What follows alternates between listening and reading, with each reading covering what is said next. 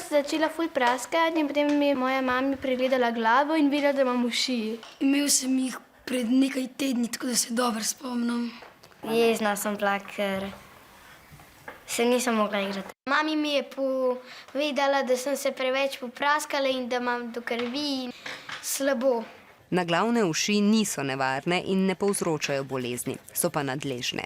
Uši tudi ne skačejo ali letijo, ampak plezajo. So brezbarvne, njihova jajčica gnide pa so rjavkaste barve. Tako leto smo dobili že obvestilo, da imamo uši v razredu. Nisem jih še imel. Rada bi občutila ta občutek, kako je imeti uši, ampak tako samo za minutko, sekundo. Jaz sem dosti dolge lase, pa tudi goste in potem, ko dobiš uši, je to seveda, o moj bog, vse narobe, ful veliko prečesavanja, pa veliko bolj boleče je pač vsaj zame. Medtem ko mi je mami, sem Rubikovo kocko sestavil 4-krat. Šampon, ki sem imela na glavi, sem pol mogla biti čist primir in je bilo težko.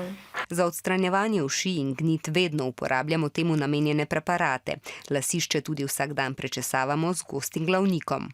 Pa ponovadi imam tudi čist pete lase. Smo se igrali, da nismo bili toliko skupaj. Vedno, ko ne menimo beseda uši, malo tako glava začne srbeti.